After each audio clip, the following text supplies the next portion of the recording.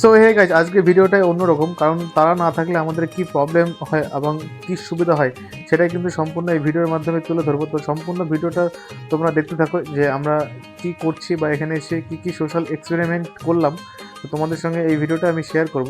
তো আজকে চলে এসেছিলাম সর্বাঙ্গপুরে অর্থাৎ ক্যাটারিংয়ের সঙ্গে।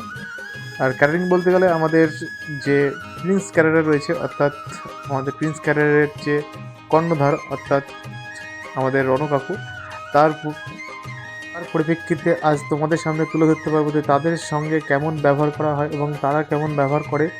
তো আজকে সম্পূর্ণ ভিডিওটা তোমাদের সামনে তুলে ধরতে পারবো।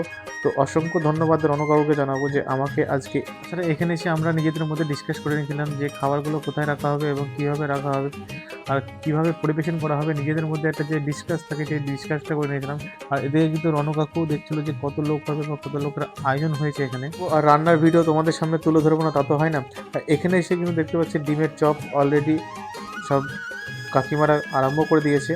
আর আমাদের যা প্রথম কাজ এখানে এসে থাকে সেটা হলো যে সমস্ত খাবারগুলো ঠিক জায়গায় রেখে, অর্থাৎ যেটা আমাদের প্রয়োজনীয় জিনিস সেখানে আমরা ঠিকমতো রেখে দিই, অর্থাৎ যা আমাদের পরে যেন আনতে না হয় বা পরে যেন অসুবিধা না হয়। কারণ আমরা আগে থেকেই সব কিছু গুছিয়ে নিই। এদিকে লালবাবুকা বকুলকা আমাদের টিমের সব সময় রয়েছে।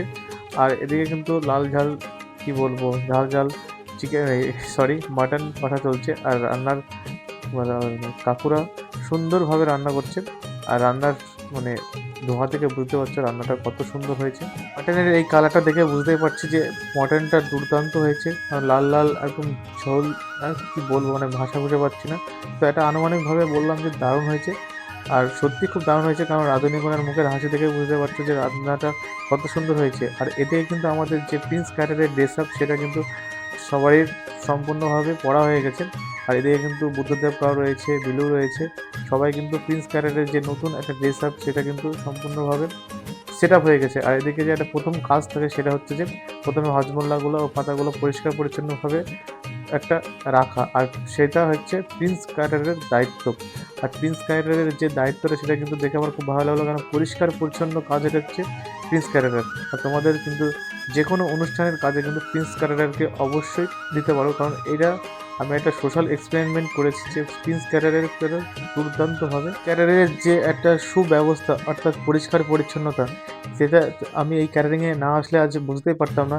তাদের সম্পূর্ণ কাজটা কিন্তু পরিষ্কার পরিচ্ছন্নভাবে, অর্থাৎ থালা বাসন থেকে আরম্ভ করে সব কিছু কিন্তু ধোয়া থেকে আরম্ভ করে পরিষ্কার পরিচ্ছন্ন। আর যারা যারা প্রিন্স ক্যাটারারকে অর্থাৎ যে কোনো অনুষ্ঠান বা যে কোনো কিছুতে তোমরা দায়িত্বটা দিতে যাও তো অবশ্যই যোগাযোগ করবেন বুদ্ধদেব সেলুন অর্থাৎ পাটিকাবাড়ি বাস স্ট্যান্ডের অপোজিটে।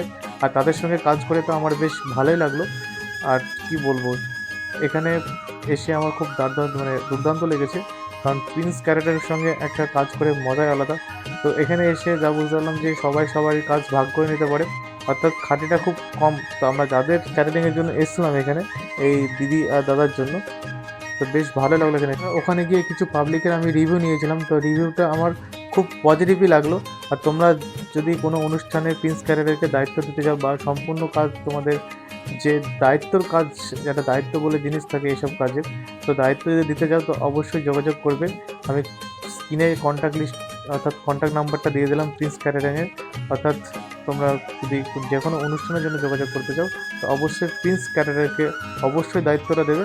কারণ এত সুন্দর ব্যবস্থাপনা বা এত সুন্দর রিভিউ, মানে আমার কাস্টমার বলে অভ্যাস, তো এত পাবলিকের রিভিউ খুব সুন্দর লাগলো এখানে এসে।